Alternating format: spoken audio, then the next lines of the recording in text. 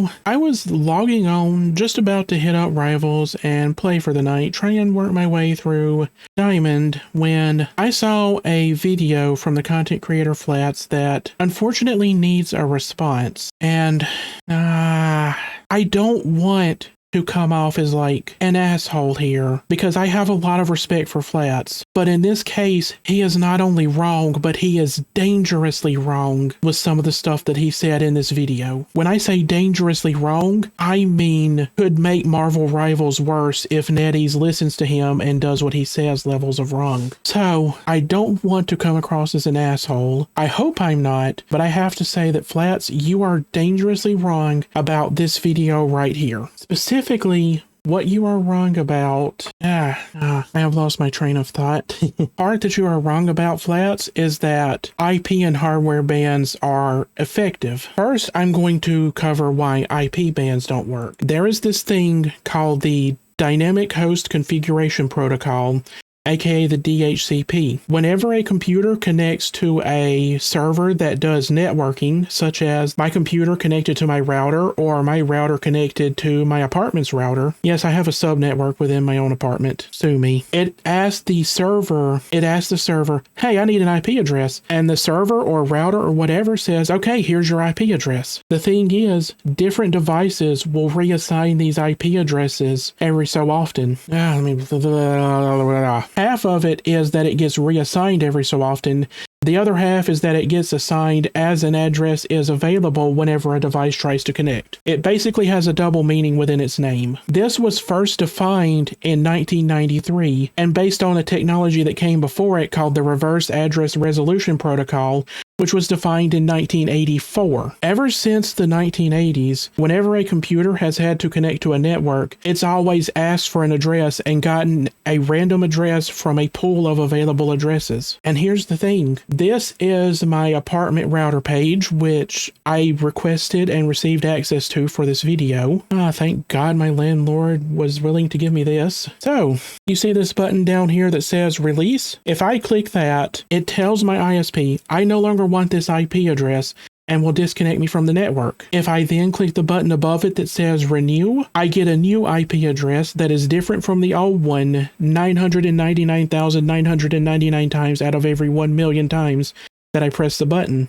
It will be different. Oh, I hate COVID and what it did to my fucking lungs. God damn it. It takes less than 5 milliseconds to reassign an IP address. Most devices do this between every 4 hours and every 24 hours. I know ISPs who literally reassign the IP addresses for any given user on their network every 4 hours. IP bans will not work because they are 1 to 2 milliseconds away from being changed at all times. It is one button click in most firmware these days. If you don't have access to the ISP hardware so that you can click the button, you just wait. You wait 4 hours, it might be 6, it might be 8, it might be 12, it might be 24, it might be 16. But you just wait and you will get a new IP address in 24 hours or less. IP bans will never work because they are that easy to change and always have been.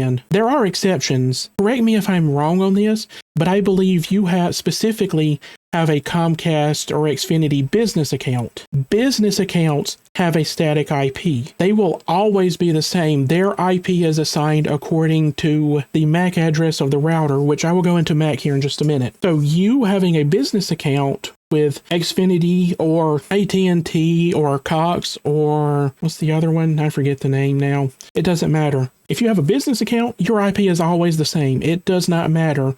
If you want a new one, you have to specifically call up and request a new one in order to get it. Otherwise, it will be the same. Even if you disconnect for an entire week and then reconnect, you will still get the same one at the end of the day. That is the exception. The number of people who play Marvel Rivals but who have a static IP is less than 0.1%. You are the exception that proves the rule, basically. The fact that you have a static IP effectively proves that it will not work because you have have to pay for a business class internet account in order to have a static IP. How many people are going to willingly pay for that just so that they can get banned and not be able to play the game again? You are the exception that proves the rule. Second of all, I wish I could words today, god damn it. Second of all, with regards to IP bans, if an IP is banned, another person who uses that same ISP can and eventually will get that IP, and then they'll be banned, even though they probably did nothing wrong. Because most IP addresses are dynamic, all you're going to do with an IP address ban of people who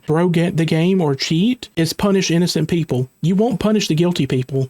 They'll get around it in 0.2 milliseconds. 0.2 milliseconds after they're banned, they're back up and running and playing on a new account. The innocent people who have never cheated in the game, who've never thrown the game, who've never taken a bounty, they're just banned. That's it. They probably don't even know you can change your IP address. They'll probably log on, see they got banned, and then go cry and uninstall the game. So IP bans will not ever work for any video game for any reason, unless you're banning a static account such as your business account, in which case, yeah, they'll just kind of be banned forever. So you can get banned forever, but your viewers cannot get banned forever, basically. And even then, you can just change your IP if you wanted to. You could just call them up, and in the 30 minutes it takes to sit there and listen to the elevator music on the phone, plus a few minutes trying to understand an AI that can barely speak English, and you have a new IP and you can continue playing. Hardware bans. There's a lot of ways to do hardware bans, but there are two fundamental ones that, from my knowledge, are most often used when a hardware ban is implemented.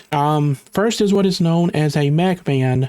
MAC stands for Media Access Control, and it is functionally a hardware identifier. There's a bit more to it than that, but from a functional standpoint, it identifies the hardware. However, most modern devices no longer have a static MAC address. No Apple product made in the last 10 years has a static MAC address except for highly specialized stuff. Every time you log onto a network with anything made by Apple, such as MacBook, MacBook Mini, iPhone, iPad, etc., whatever else they make, you have a different MAC address every time. They are not static. Samsung have been doing this to their flagship phones for about the same amount of time. Their lower end stuff has started doing it in the last 5 years. If you use Linux, then you've always had the ability to have a dynamic MAC address ever since Linux was founded 40 some odd years ago, I think it was. And Windows has had the ability since, to my knowledge, Windows 7 was launched. Though I believe there were ways to change it in XP and Vista as well, but I'm not 100% sure on that. It's been a while since I touched those operating systems. Almost no device in the world these days has a static MAC address. Even those that have a quote-unquote static one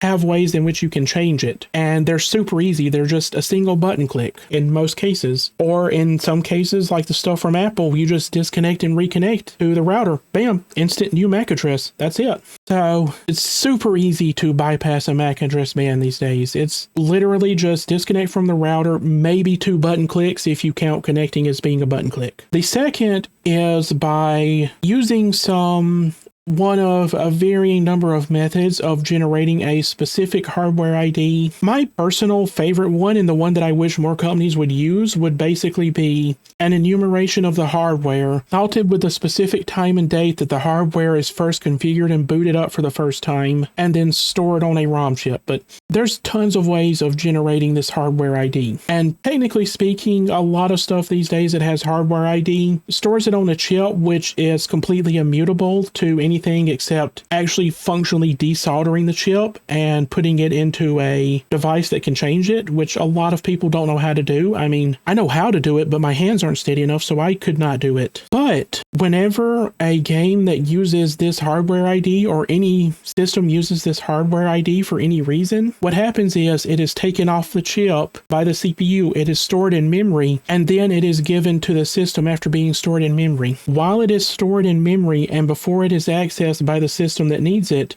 it can be changed. And at that point, even that hardware ID, even though it's technically immutable in a lot of cases, all you have to do is spoof the response. All you have to do is go into the memory, find where it is stored by the system that has requested it, change it, and then the system that requested it sees something new. I'm not aware of any service that even uses that except Windows. I know you know that if you change drives to a new system, like you take your drive out of your old computer and put it in a new one, you have to reactivate Windows. To my knowledge, Windows is using that specific hardware ID, not the MAC address, but the actual hard-coded hardware ID of the motherboard to determine whether or not you're using the same system. And I believe that is the only system we currently have that uses it. I'm not aware of any others. I've not heard of any others at the very least. I might be wrong, and if I am, please put it in the comments below. Man, it's been years since I caught COVID, and I still struggle to yap. All right, so like I was saying, I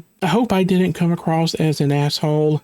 Platts doesn't deserve it. He doesn't understand what he's talking about and is still talking about it, which it happens to the best of us. It even happens to me sometimes. But yeah, no, what was I lost my train of thought thinking back over what I said. I had one of those moments that we all have where I had imposter syndrome for just a minute there when I was talking about hardware ID. I was like, wait, do I know that? Yes, of course I know this. I've studied this. And like, yeah, I could be wrong about some aspects of it. If I am, please let me know. But at that moment of imposter syndrome just kind of took my train of thought and launched it into fucking orbit like the Star Rail from Honkai. So, as I was saying, Platts, you are very much wrong about what you said about IP and hardware bans being expensive to bypass. None of them are expensive to bypass. All of them are free to bypass if you know what you're doing. And IP bans are especially dangerous because they will ban innocent people if they do IP bans. So I just wanted to yap about that one for just a few minutes, talk about why it's wrong, and put a little video out there about it. I don't have anything else really to add, but feel free to comment below about it. I hope you all have a wonderful morning, afternoon, or evening, wherever you are around the globe, and I will see you next time. Goodbye.